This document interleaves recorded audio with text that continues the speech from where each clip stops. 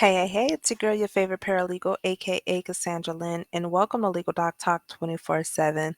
Hey, y'all, so we're going to tap into the Block Inc., Jay-Z, and the board of directors saga that has been going on. It is a topic that everybody has been like, are you going to cover this? And you're going to cover this? Yes, but it's a lot more than what everybody expect. You have to understand like the duties and the roles of the board of directors is, and you also have to understand what Jay-Z role plays in this. Even though Jay-Z has been named into the law, well, for one, it's one lawsuit that I have seen. Some people said there was two. I couldn't find the other one, but I was able to pull two more complaints that were filed against Inc. in relation to some shady things that were involving transactions and whatnot. And we'll get into that in just a second. But I do want everybody to understand what Jay-Z role is in this particular situation.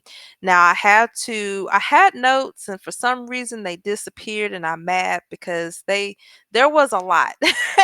There was a lot that I had and I was like, what? Because I started this like 2 weeks ago, but I don't know what happened. Something's going on with my Google Drive, and that's okay. So I pretty much understood what I needed to explain and what I needed to show you guys. So I'm just going to be pretty much straight to the point.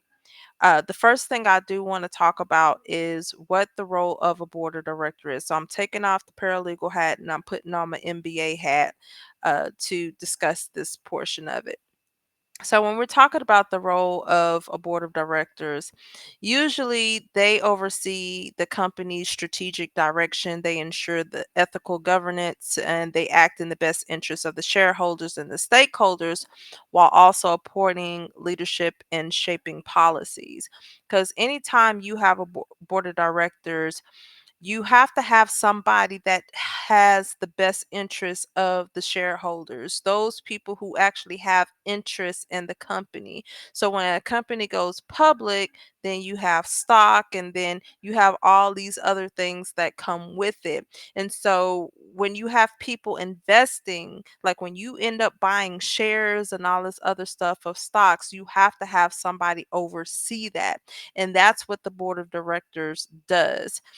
So they ensure that everything is in place, everything is good to go, everything is working smoothly because at the end of the day, the stakeholders and the shareholders are the ones that are investing in this particular company. So if anything happens to it, you are going to be held liable for that as a board member. Okay. So some of the key points, they oversee, like when you think about strategic oversight. So the board sets all the strategic direction and the objections for the company. They review and approve major strategic plans, including mergers, acquisitions, and major investments. They ensure that the company's strategy is aligned with its mission and its vision. Leadership selection and evaluation. The board is responsible for hiring, evaluating, and potentially terminating the CEO and other senior executive. They also play a role in setting executive compensation and benefits. So when we think about when Jay-Z came on, uh, we'll get to that in a second. Financial oversight. So the board oversees the company's financial performance, including the budgets, the financial statements, and the major capital expenditures. They ensure that the company's financial resources are used responsibly and effectively. When you think about the legal and ethical compliance of this, the board ensures that the company operates in compliance with all applicable laws and regulations. They also play a role in upholding the company's code of ethics and promoting ethical behavior. Stakeholder representation, also known as fiduciary duty, the board represents the interests of the shareholders and other stakeholders, including employees, customers, and the community. They ensure that the company's actions are in the best interest of all. Stakeholders. Lastly, the board governance. So the board is responsible for its own governance, including setting policies for the board meetings, committees, and member recruitment. They ensure that the board operates effectively and efficiently. So keep that in mind. Keep that in mind when we start getting into this complaint, because there was a lot of things that they overlooked, and it was not in the best interest of the shareholders. I don't believe that they, complied with any legal or ethical, laws and regulations. It was just a whole mess, and it should not have gotten that far. And when I tell you there are so many lawsuits out there for Block Inc., but I only pulled the three, one where Jay-Z was named in, and then the other two other individuals. Now, if they are eventually going to amend the complaint and possibly drag the other board members in, I wish they would, because at the end of the day, the board of directors have a responsibility to the company, as well as the stakeholders and the shareholders that share interest in that company. So let's go into, so now I'm going to take y'all to, and I love when, stuff like this comes up, because then I can, kind of show off my skills. So I had to run over to the Securities of Exchange Commission, because I wanted to see exactly when it was that Jay-Z actually came on board, what his responsibilities were, what he was getting paid, so on and so forth. So from my notes, hold on, let's see. So from my notes, it says that so Jay-Z ended up acquiring a Norwegian based streaming company back in 2015, and he actually rebranded it to Tidal. Now, by 2020, the company was failing. I believe it said like 10 quarters, they couldn't come up out the mud. So Jack Dorsey ended up coming in as Captain Save a Company, and he acquired Title uh, April 30th, 2021, shortly after Jay-Z joined the board of directors. So with that particular saying is that he now has a responsibility to, I don't even want to say to Block Inc., but to the shareholders, because when you acquire another company, I mean, people are not going to look at like, oh, okay, you just came there for title. No. If you're on a board of directors, that means you're overseeing all of the siblings or the offspring of Block Inc. Okay. So can't nobody say that they didn't have a responsibility unless there was some type of clause in there that says that they were, excluded from some type of liability. But one thing I did read in an article, it stated that Block has a director exculpation provision in their certificate of incorporation. The reason why I ran over here was to see if I can find that, but I don't think so, not on the Security and Exchange Commission website. So I did try to go onto the Delaware website, because they were incorporated in Delaware, but unfortunately I could not find their certificate of formation, only because if I type in Block Inc., then it's like over 5,000 results that pops up. So I'm not going through all of those, but eventually I will find it, because I want to know what this director exculpation uh, provision is. Because when I read the article, it says that the directors are only liable, they only face liability if they acted in bad faith. So, what constitutes acting in bad faith? I believe that you not overseeing what you are supposed to oversee to protect the interests of the shareholders and the stakeholders, that's bad faith. But I may be wrong. Who am I to say, right? So going into this Form 8K, this is a report that was submitted on May 4th, 2021. And let's see, this is the departure of directors or certain officers, election of directors, appointment of certain officers, compensatory arrangements of certain officers. So normally when you bring somebody on, you have to submit these reports to the SEC. Okay, you have to keep them updated. Annual earnings, quarterly earnings, any and everything, you have to report it to the SEC. So this reads, on May 4th, 2021, the board of directors of Square Inc. increased the size of the board from 11 to 12 directors and elected Sean Carter to the board as a Class 2 director effectively May 6, 2021. Mr. Carter is not expected to serve on any individual board committees at this time. Now, from what I gathered, a Class 2 director refers to a member of the board elected to a specific class of directors, typically serving a longer term than Class 1 directors, ensuring continuity and stability.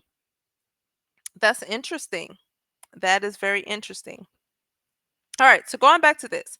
And now at the time, this was 2021, so he was 51. So Mr. Carter, age 51, known professionally as Jay-Z, is a musician, songwriter, record executive, producer, 22-time Grammy Award winner, and entrepreneur. He has served as the co-founder and majority owner of Rock Nation LLC and founder of Marcy Media LLC, a full-service agency and entertainment company since 2008, and a co founder and manager of Marcy Venture Partners LP, which is a venture capital and private equity firm since March 2019. Since March 2015, he has been a founder, shareholder, and artist of Tidal, a global music and entertainment platform that brings artists and fans closer together through unique original content and exclusive events, which is currently majority owned by the company. Since 2014, Mr. Carter has served as the co founder, manager, and board of Ace of Spades Holding LLC, a luxury champagne company, and serves on the board of directors of a number of privately held companies. Mr. Carter has also served as the Chief Visionary Officer of TPCO Holdings Corp. Since November 2020, and previously the Chief Brand Strategist of Caliva from July 2019 until the acquisition of TPCO Holding Corp in November 2020. Since 2003, Mr. Carter has served as the founder of the Sean Carter Scholarship Foundation, a charitable organization focused on education. He also serves on the board of directors of Reform, a philanthropic organization advocating for criminal justice reform. Mr. Carter will receive the company's standard remuneration, of non-employee directors in accordance with the company's outside director compensation policy as described in the proxy statement relating to the 2021 annual meeting of stockholders. Mr. Carter has also executed the company's standard form of identification indemnification agreement. So going to the standard remuneration, I can't even talk today. That is for non-employee directors, typically include a combination of cash retainers, equity compensation, and potentially prerequisites of expense reimbursements, with the median total compensation for a typical director, not in a leadership role, being around $300,000. So if it's cash retainer, companies often provide annual cash retainers for general availability and participation in meetings and conference calls. Equity compensation, full value equity awards, shares, units are standard, with companies typically denominating equity awards using a fixed value, not a fixed number of shares. Meeting fees, while some companies use to offer meeting fees, this is less common, with most relying on annual retainers. Now, I think if he was like some type of leadership, then that would be the range for compensation, but that is pretty much it. So, I don't even think that he was even obligated to even go to any meetings, but let's keep reading. There is no arrangement or understanding between Mr. Carter and any other persons pursuant to which Mr. Carter was selected as director. The following are transactions required to be disclosed pursuant to Item 404A of the Regulation SK. Oh, I need to read that. All right, so here's the title transaction. So on April 30th, 2021, the company completed its previous announced acquisition of a majority stake in title pursuant to the share purchase agreement on or dated March 3rd, 2021 by and among the Von Dutch Acquisition Group. Let me see. Let me get to this good stuff. Von Dutch purchased a majority interest in Project Panther Oil. Well, let me just read this. So, Van Dutch Acquisition Corp is a directly wholly owned subsidiary of the company. Project Panther, certain holders of equity interest in Project Panther listed in an exhibit to the SPA, and Mr. Carter as seller's representative. Pursuant to the SPA, Van Dutch purchased a majority interest in Project Panther in exchange for approximately 302 million, which amount is subject to customary adjustments and includes certain outstanding indebtedness of Project Panthers and its subsidiary, certain transaction expense, and the aggregate amount of certain indemnification holdbacks established pursuant to the terms of SPA. I'm like, okay, what this got to do with what you call it? So as part of the transaction, Mr. Carter directly and indirectly through entities affiliated with him received approximately 63.4 million in the aggregate, and a family member received approximately 4 450,000 in each case in the form of cash and common stock within 5 days of the closing date. The cash portion of the SC payment includes repayment of outstanding indebtedness owed by Project Panther and its subsidiaries to such affiliated entities.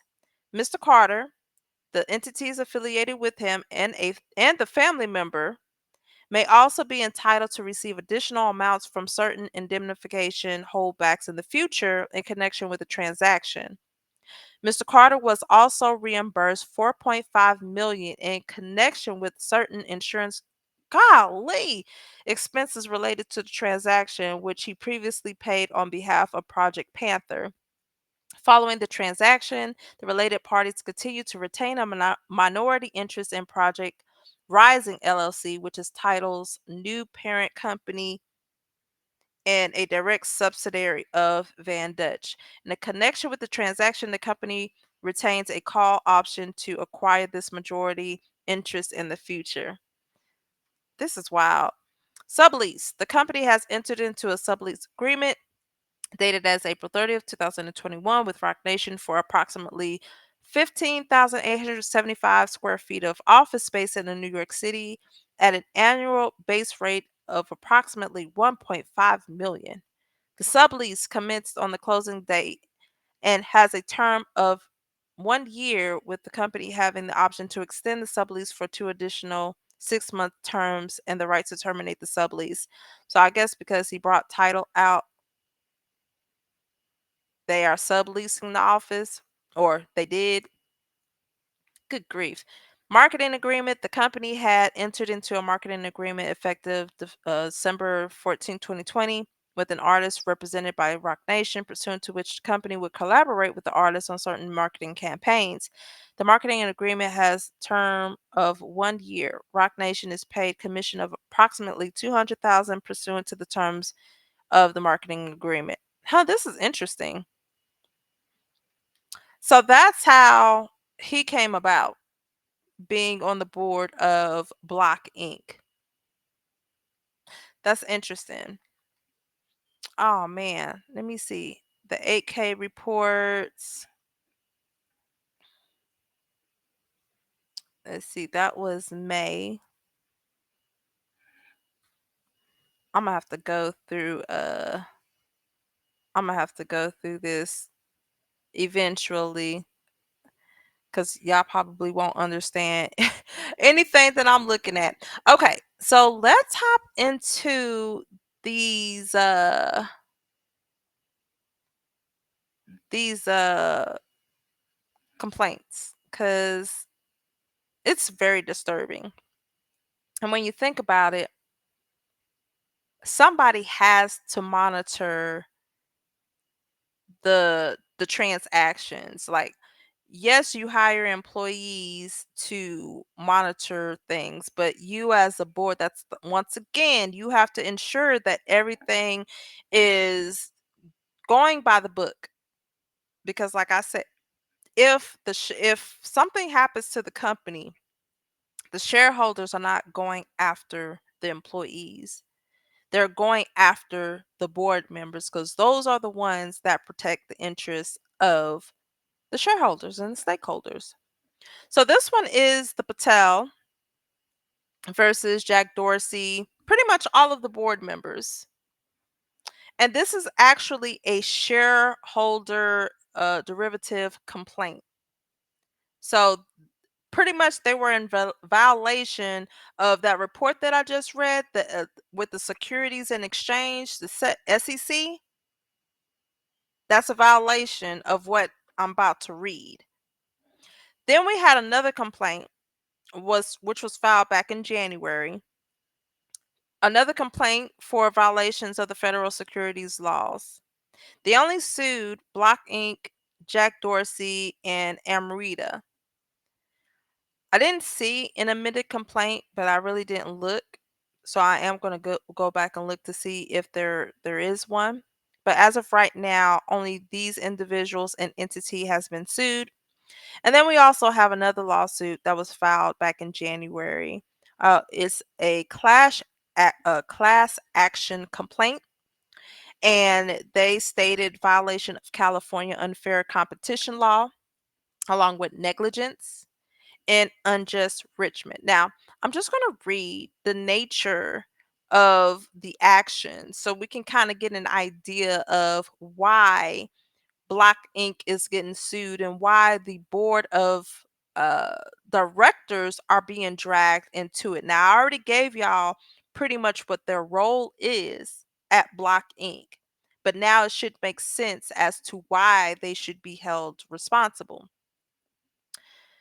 This is a shareholder derivative action brought by plaintiff on behalf of Block against certain of its officers and current and former members of the company's board of breaches of their fiduciary duties between at least February 26, 2020 and April 30th, 2024 inclusive, and the federal securities law as set forth.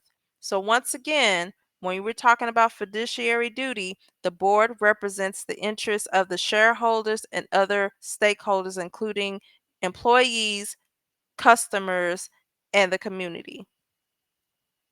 Block is a financial technology company specializing in payment solutions. The company's two primary operations are Square, a platform which enables small and medium sized businesses to use smartphones to process credit card payments, and two, Cash App, which is a consumer focused based platform that enables peer to peer money transfers, debit cards, savings accounts, and Bitcoin investing. From 2019 to 2023, Block experienced explosive growth, with its revenues growing from 1.31 billion in 2019 to 21.92 billion in 2023. Unbeknownst to the public, this rapid growth was largely driven by widespread use of the company's platform for illegal activities. See, that's why it says unbeknownst to the public. The public didn't know. But if people are investing, they're buying shares of the stock, they have every right to know how we got this boost from 1.3 to 21. And what was that? I can't even count. 3, 4 years?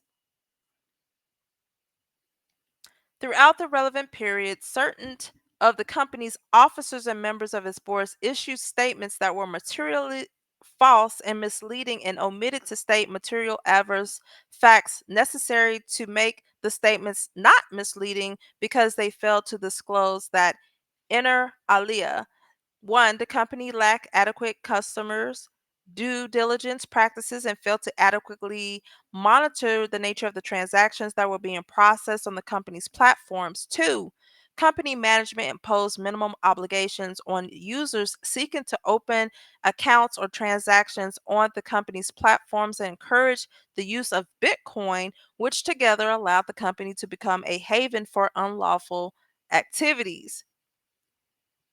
Three, company management ignored red flags indicating that Square and Cash App were being widely used for a variety of unlawful and unethical activities, including inter alia money laundering, child ex abuse, ex trafficking, rug trafficking, terrorism financing, contract unalivings, and transaction in violation of economic sanctions.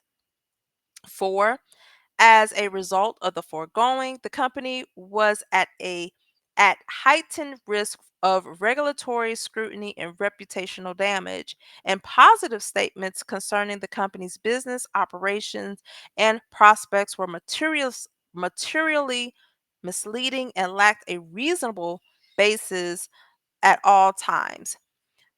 Now, remember this that I showed you guys, the SEC website? Each year, well, let me take that back. Each quarter and each year, they have to submit a report to them. Any changes that are made has to be submitted to them. So by them submitting good reports, not mentioning how they are, and it doesn't have to be detailed, but you would think that they will show on the reports like, okay, we in a 4-year span we gained about a good what, 20 billion. How did you gain 20 billion? Are you looking at the transactions? What caused that jump? What caused that increase? See, even though you have a chief financial officer that does all the accounting and the finance and the liability statements, the financial statements and all that, the board is supposed to look at it collectively and ensure that these transactions are lawful, that they don't violate any statutes or any law or any ethical duties that you owe to your shareholders and your stakeholders. But they didn't do that. It's like they turned a blind eye. On March 23rd, 2023, the Heidenberg Research published a report. Oh my gosh. And I'm so upset, y'all, because I pulled the report and the report is so freaking long, y'all. It is so long. Um, let me see. Oh my gosh. You know what? I know how I found it. When I tell y'all this report is so freaking long, it's ridiculous. The first report, so they actually have two, and I'm gonna pull it up right here. Yeah, it's really very, very long. There's two. There was one that it was like a reply. Y'all, I don't know if y'all can see this right. Y'all see how small this? It's a lot. I went through there and this is like their notes. This is their notes. They have been following them for a while.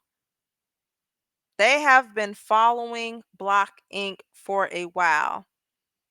So I'll put this into the description box so y'all can go and take a look, but we can't go because it's a lot. I can't go through all of that. I definitely can't go through all of that, but it is a lot. But let's get back to the complaint.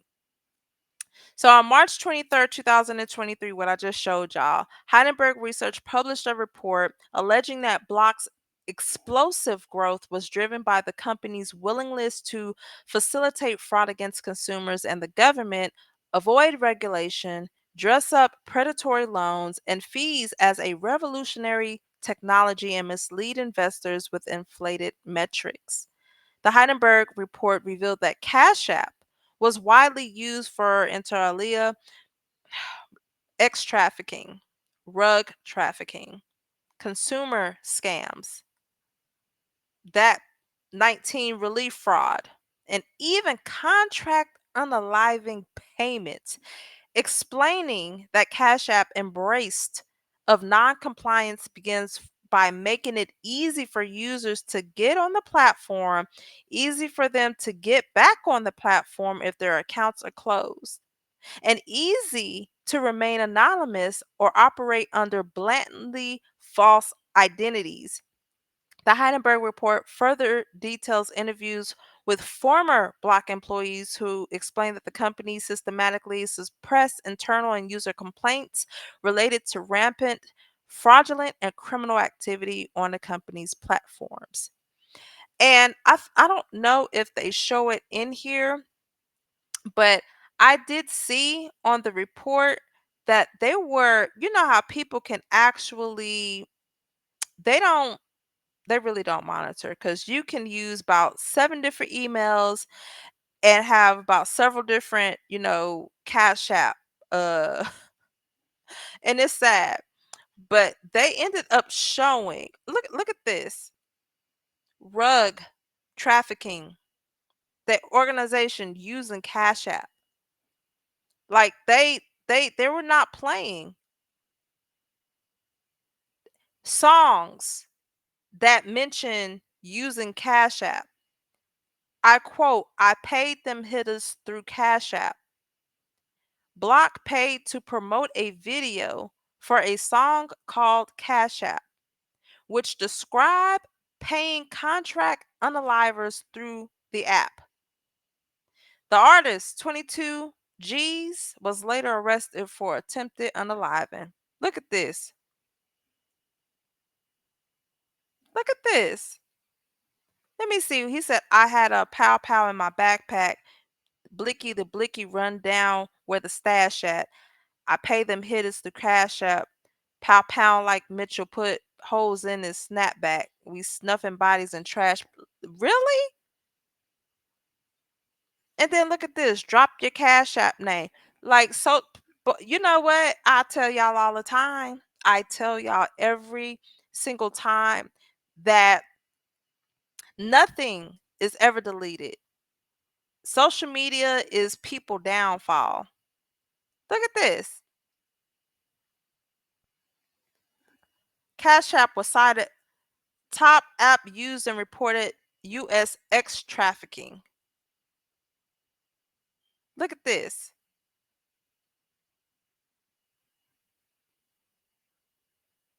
This is why it's important to have board members.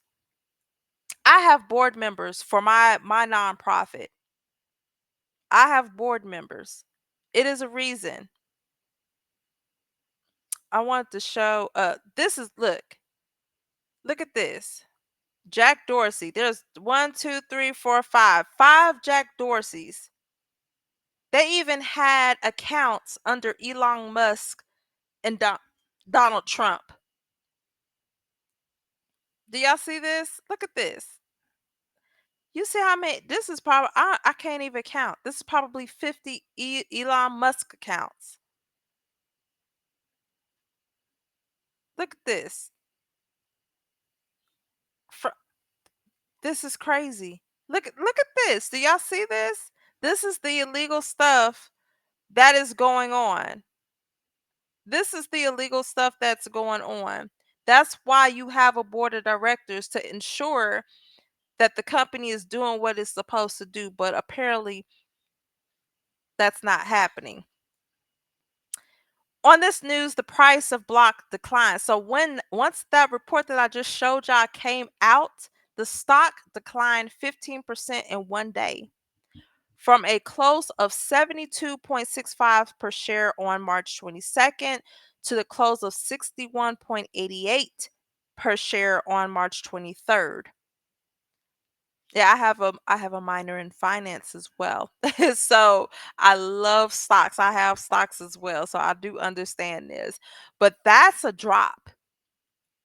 On August 3rd, 2023, the company disclosed that the SEC and the U.S. Department of Justice were investigating the allegations contained in the Heidenberg report. On this news, the price of the block stock declined nearly 14% in one day from a close of 73.55 per share on August 3rd, 2023 to a close of 63.52 per share on August 4th, 2023. On February 16, 2024, NBC News reported that federal regulators were investigating allegations by two whistleblowers that Cash App failed to perform adequate due diligence on its customers, including by failing to implement any effective procedure to establish their identities, leading to a widespread use of the company's platform for illicit activities. Importantly, the NBC News report alleged that company management was not only aware that the company was failing to conduct customer due diligence, but it was intentionally failing to conduct such due diligence as means of maximizing the opening of new customers' accounts to generate more revenue. Once again, that fiduciary duty is something that the board of directors is supposed to do. You have the interest of the stakeholders, the shareholders, the customers, the community, and your employees. When that news came out from NBC, the block stock declined 5% in one day from a close of 69.48 per share on February 15, 2024 to a close of 65.64 per share on February 16, 2024. On May 1st, NBC News reported that the federal prosecutors were investigating the company after allegations by a former employee that one, Block had failed to conduct basic due diligence on its customers, two, Square had processed thousands of transactions involving countries subject to economic sanctions, including Cuba, Iran, Russia, and Venezuela. And three, Block had processed multiple cryptocurrency transactions for heiress groups. The two NBC News reports corroborated the allegations contained in the Heidenberg report. On this news, the price of block stock declined 8% in one day from a close of 73 per share on April 30th, 2024 to a close of 66 dollars and 84 cents per share on May 1st.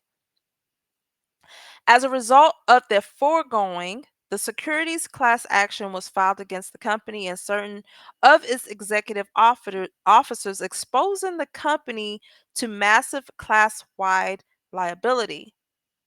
In light of the breaches of fiduciary duty by the individual defendants, most are whom are the company's current directors, the substantial likelihood of the director's liability in this derivative action and security class actions, and that the individual defendants are beholden to each other based on the long standing business and personal relationships.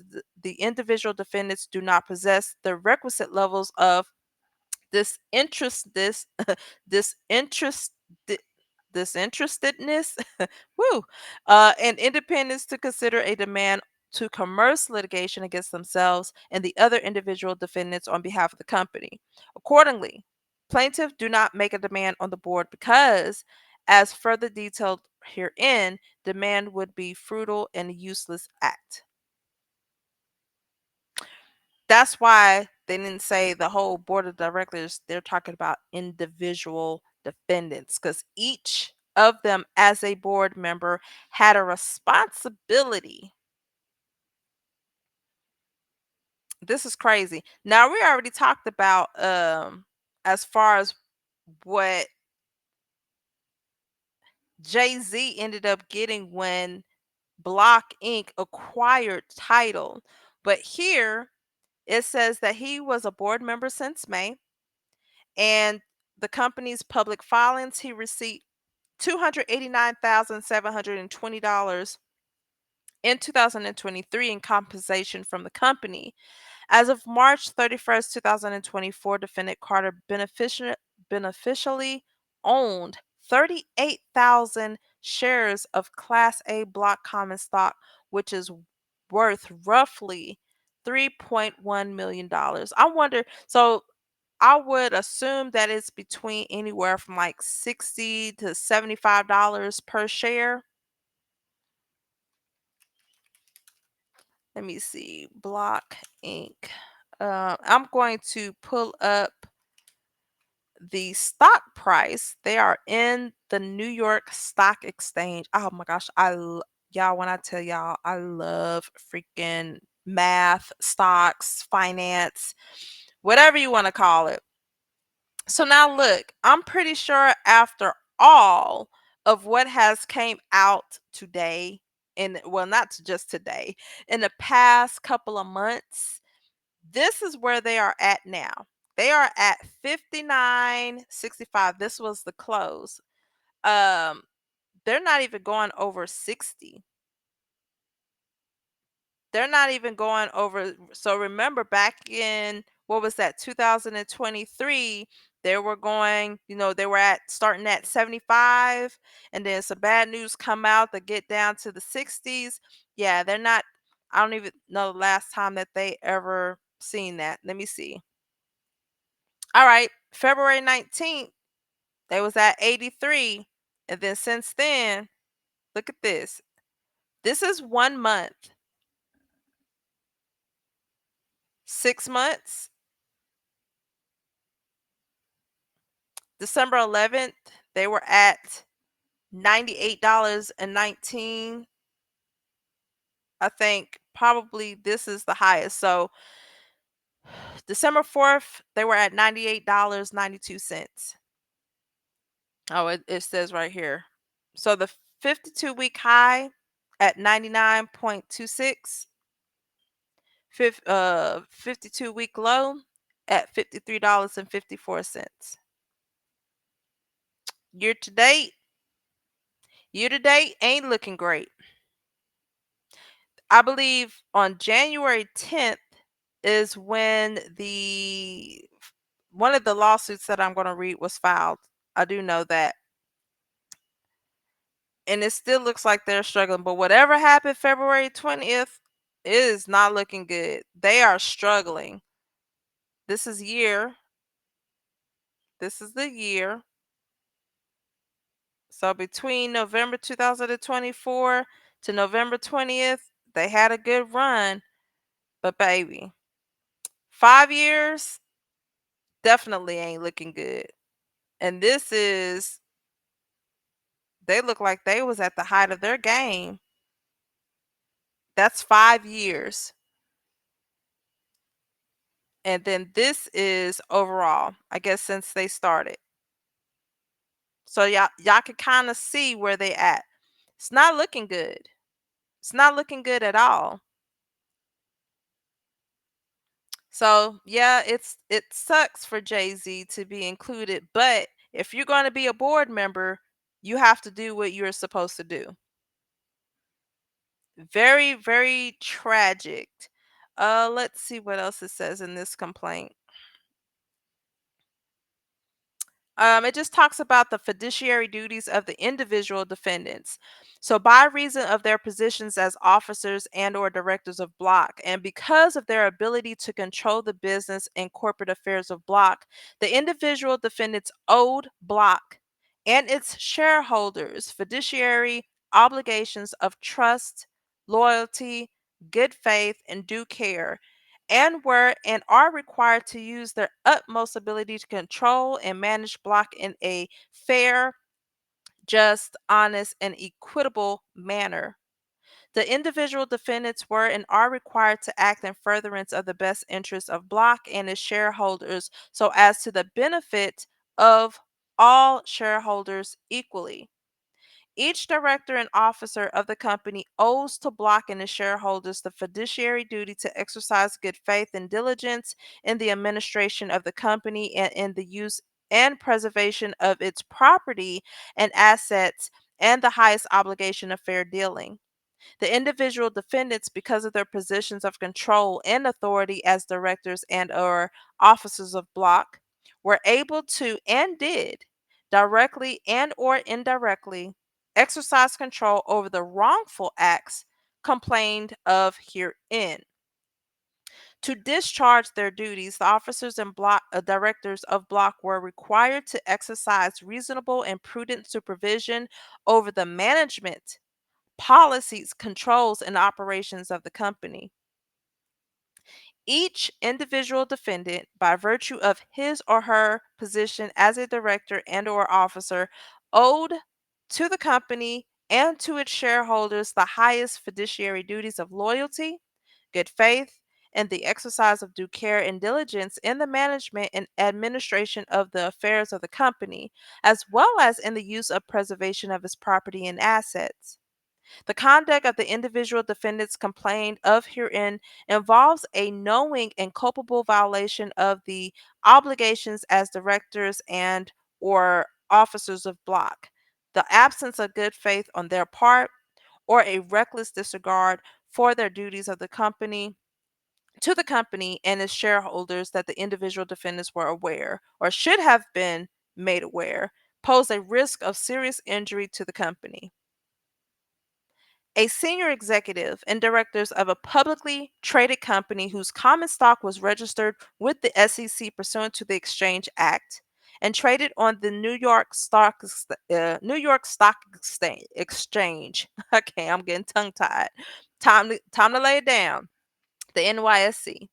The individual defendants had a duty to ensure that Block implemented and properly monitored the company's internal controls over financial reporting, to prevent the dissemination of inaccurate and untruthful information with respect to the company's financial condition, performance, growth, financial statements, products, management, internal controls, earnings, and present and future business prospects, including the dissemination of false and or materially misleading information regarding the company's business prospects and operations, and to cause the company to disclose in its regulatory filings with the SEC all those facts described in this complaint that it failed to disclose, so that the market price of the company's stock would be upon truthful, accurate, and fairly presented information.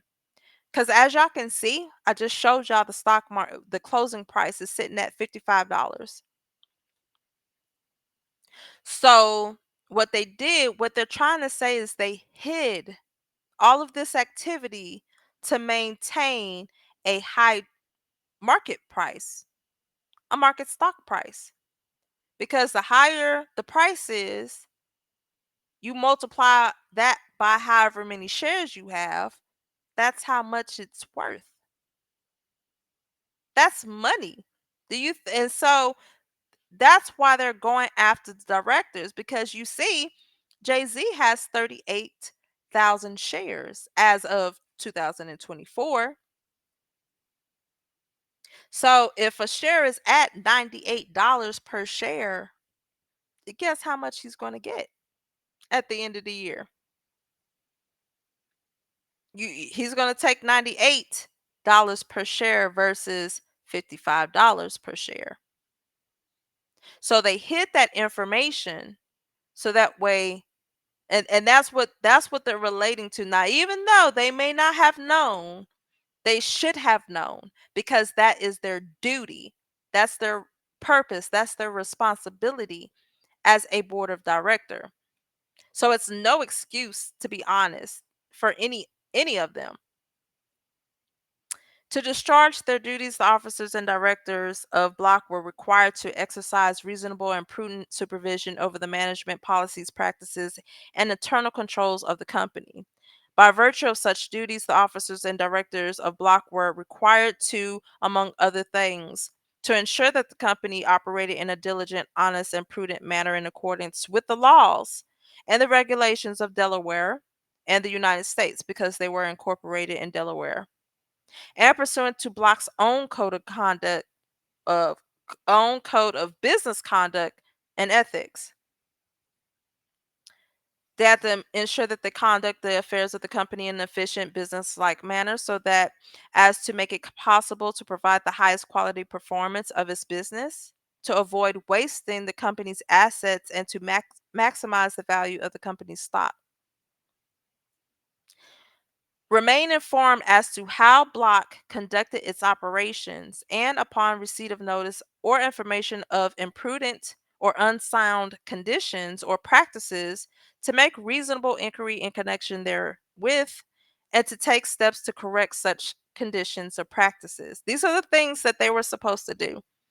Establish and maintain systematic and accurate records and reports of the business and internal affairs of Block, and procedures for the reporting of the business and internal affairs to the board, and to periodically investigate or cause independent investigation to be made of said reports and records. Because the Heidenberg report, they started investigating years ago. Y'all didn't catch wind of that? And if you did, why didn't you hire your own people to see what was going on? Maintain, implement, and monitor an adequate and functioning system of the internal legal, financial, and management controls such as that Block's publicly disclosed financial information would be accurate. Exercise reasonable control and supervision over public statements made by the company's officers and employees, and any other reports of information that the company was required by law to decimate. Refrain from unduly benefiting themselves and other company insiders at the company expense of the company, and examine and evaluate any reports of examinations, audits, and other financial information concerning the financial affairs of the company, and to make full and accurate disclosure of all material facts concerning, inter alia, each of the subjects and duties set forth above.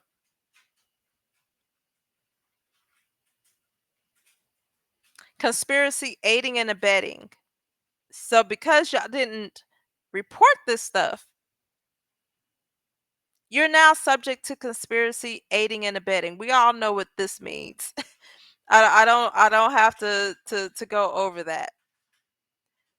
This is their code of conduct. So they use their own code of conduct against them. Financial integrity and accurate records. Speak up if there's a concern and you believe it to be a violation of the company's policy. Speak up. Investigations. So they have all of this in their code of conduct, but yet never followed any of it. That's very interesting.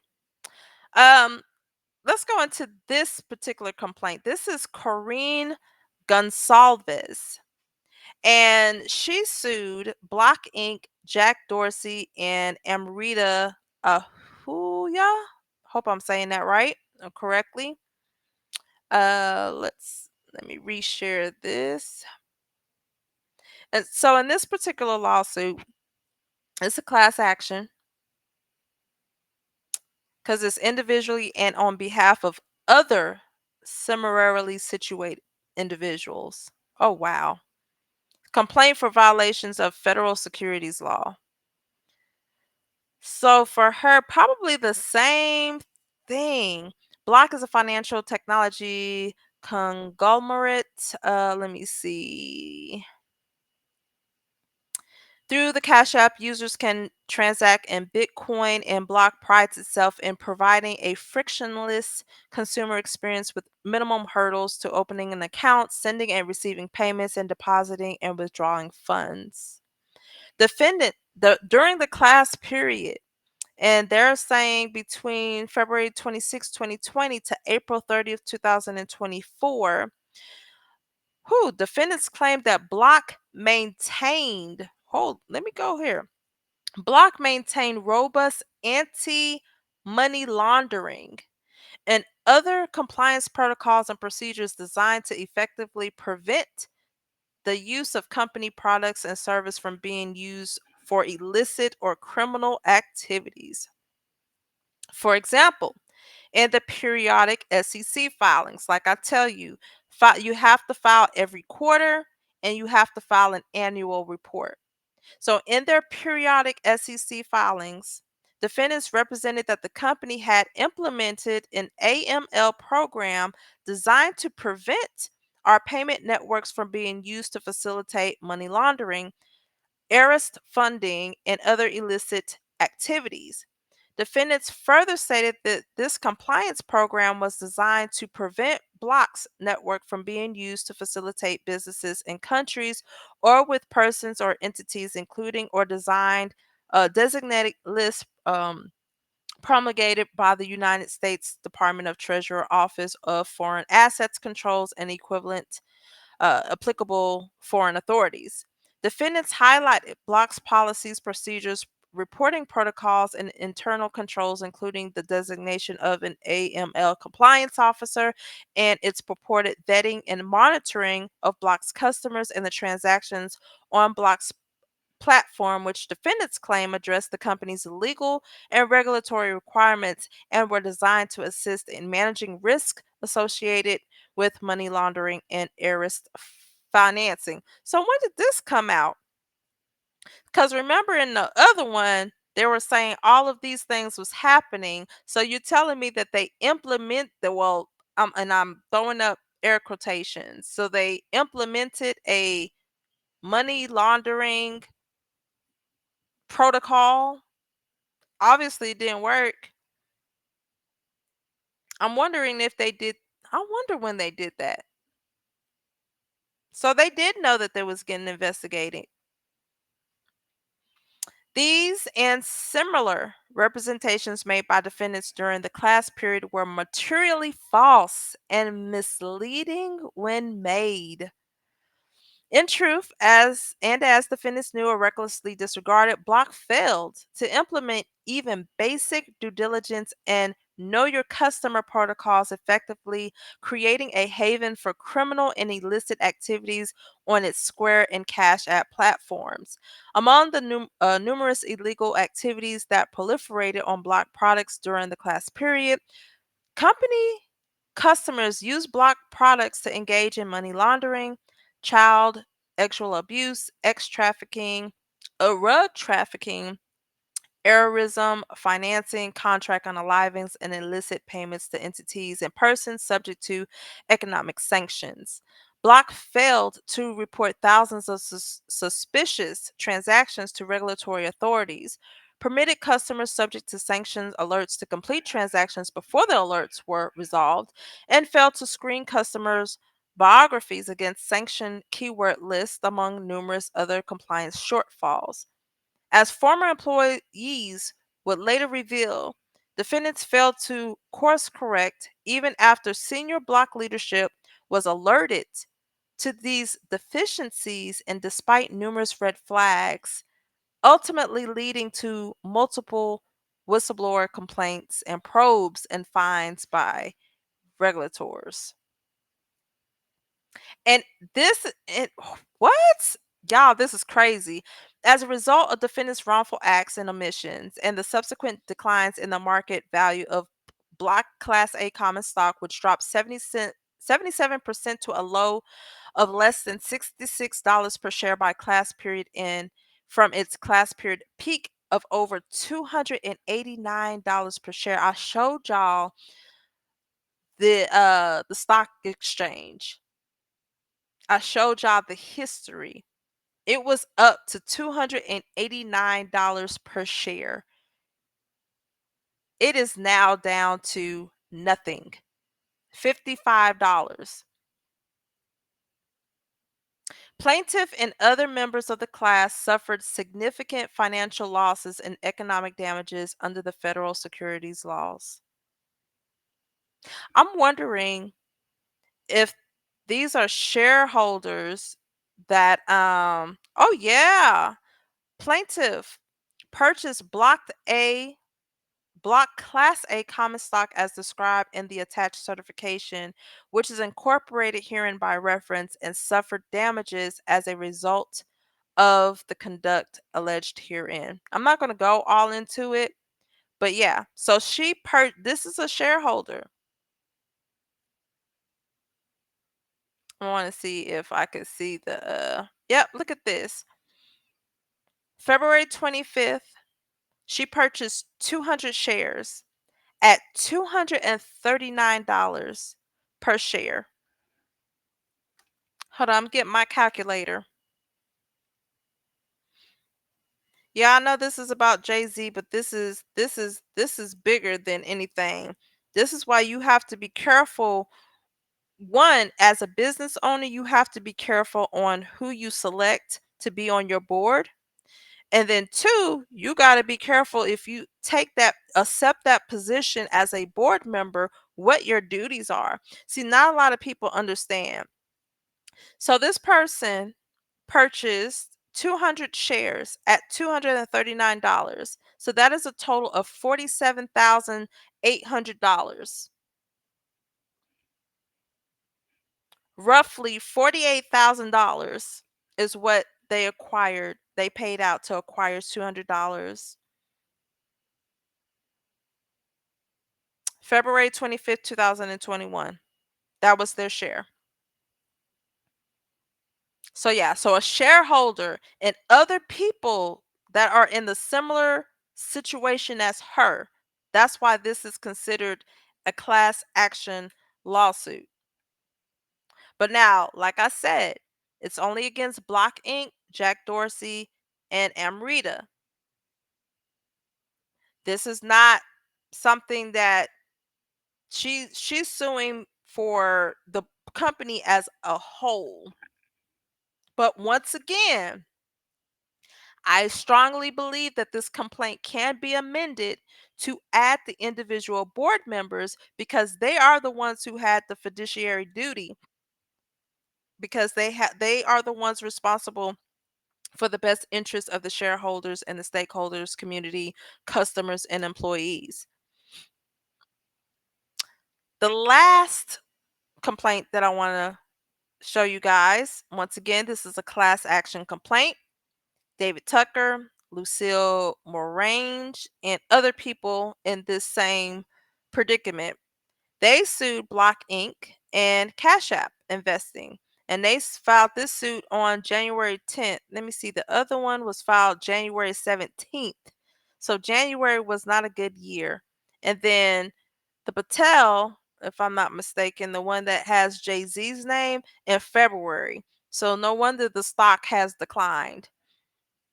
So y'all, this, I know that they're like, well, what this has to do with Jay-Z? Once again, Jay-Z is on the board. And if you, I don't know if you fast forward into the video, but you have to understand the purpose and the role and duties of a board of director is. Go back to the beginning of the video and watch that. Now, going to this last complaint, this last class action complaint. It states that Cash App, a leading digital payment app boasting more than 57 million monthly users, is legally obligated to comply with laws mandating customer verification and reporting procedures. Yet, two whistleblowers recently exposed that Cash App blatantly disregard these duties to maximize its profits. This failure to comply with basic legal requirements has fueled the rise of a new disturbing type of scam known as the pig butchering. I've never heard this in my life. In 2023 alone, the FTC reported losses of staggering 10.4 billion from these types of scams, with that number only growing in 2024. Cash App could have prevented many of these scams by simply complying with its legal obligations imposed by laws designed to curb this very conduct. Its failure to do so has led to significant financial and emotional harm for countless individuals who have fallen victim to fraud. Meanwhile, Cash App portrays itself as a safe, secure platform, but many consumers would not have used Cash App had they known it was actively flouting its legal obligations. Indeed, trust is often the top reason consumers adopt new financial technologies like Cash App. By misleading its users, Cash App not only breached that trust, but also placed those individuals at significant risk. This is crazy. So let me see. So plaintiff Lucille says that she would like to continue to use Cash App services in the future if and when they are compliant with the law and more fully explained below, but she cannot readily determine whether Cash App's practices have come into compliance. Same thing with Mr. David Tucker and other people like them. Y'all, this is crazy. Pig butchering scams are wreaking financial havoc on unsuspected citizens. I'm not going to go through this, but we learned a new term, pig butchering. But I want everybody to know that scams, people using, look at this. Wait a hold on. Let me read a part of this. Wait. American consumers lost a staggering 10 million billion to scams in 2023 alone, according to reports to the FTC. Y'all, I'm reading this for the first time. Uh, I read the Kuderberg report and the first petition, but these other two I just found. So this new to me. So let me read it. Other studies estimate losses top 1.03 trillion globally. Perhaps most shocking is that these numbers are likely underestimated since the vast majority of fraud are not reported. Scams were not always this rampant. In 2020, for example, the FTC reported total losses from imposter and investment scammers as a relatively modest 1.6 billion. In the first 3 quarters of 2024, those same losses were reported to be 6 million, on track to top 8 million, a 400% increase in just 4 years. A new type of cybercrime coined big big pig butchering is primarily responsible for this increase. The FCC characterizes pig butchering scams as investment or imposter fraud. In 2023, investment scams accounted for 4.8 billion of the reported losses, with an average loss of 8,000. Imposter scams accounted for 2.7 billion, with an average loss of $800. The magnitude of these losses were increasingly exponential exponentially. In the first 3 quarters of 2023 alone, consumers lost 3.9 billion to investment scams and 2.1 billion to imposter scams, with an average loss of $9,170 and $800 respectively. Let's see, why did they name it? So the victims in this situation are referred to as pigs by the scammers who leverage fictitious identities, the guise of potential relationships, and elaborate storylines to fatten up the victim into believing they are in trusted partnerships. These scammers then refer to butchering or slaughtering the victim after victim assets are stolen, causing the victim financial and emotional harm. In many cases, the butchering phase involves convincing victims to invest in virtual currencies, or in some cases over-the-counter foreign exchange schemes, all of with the intent of defrauding them of their investment. The perpetrators of pig butchering scams are often brutal and sophisticated criminal syndicates frequently located in Southeast Asia and more recently around the world. They target unsuspecting individuals looking for work, kidnap them, then force them to work on pig butchering scams in cramped conditions with limited food and water. If these victims fail to meet their expectations, they are beaten, humiliated, electrocuted, and placed in solitary confinement. There have been reports on organ removal, sexual assault, re-trafficking into the sector, and even punishment by unaliving. Studies estimate that 220,000 individuals throughout the Myanmar and Cambodia are trafficked and forced to carry out these illegal scams. I honestly can't even read anymore.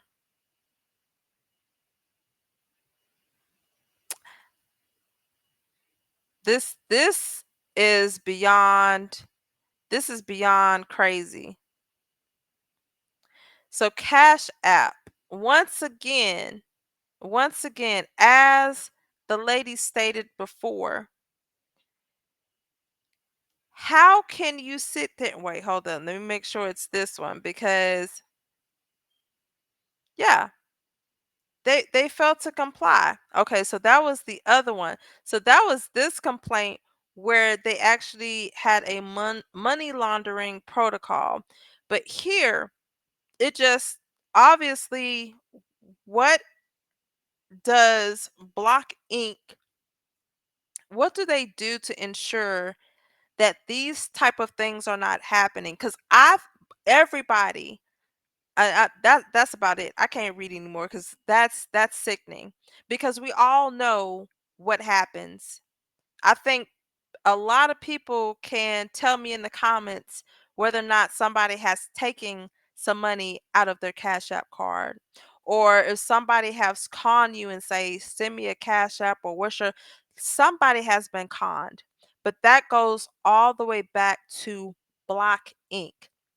That goes back to the board of directors, who is responsible for overseeing the company as a whole to protect the interests of the people who are purchasing shares.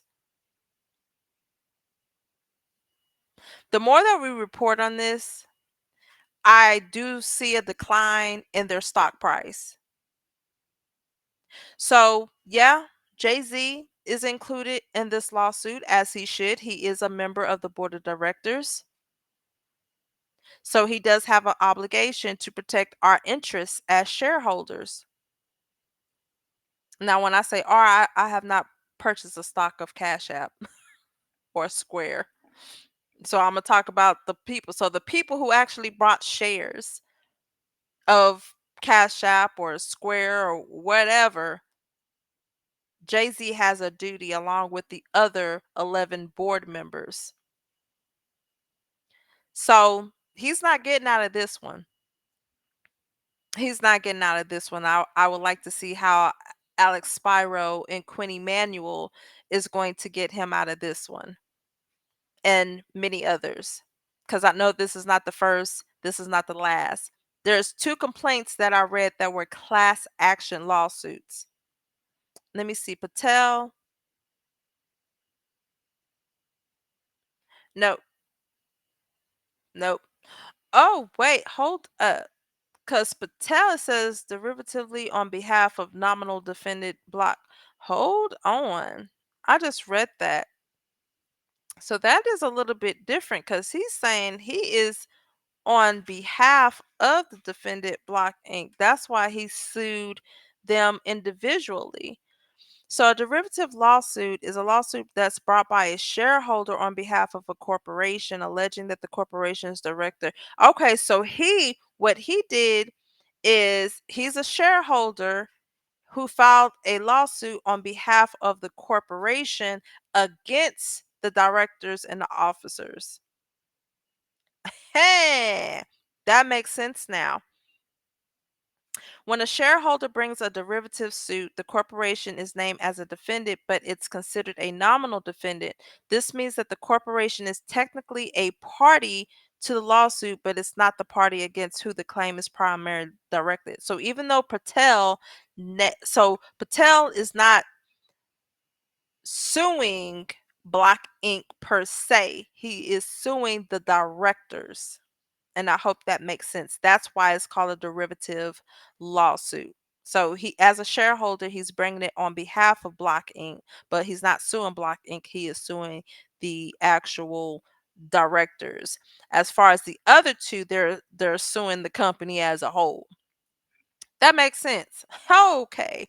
Well, we all learn something new every day, including me.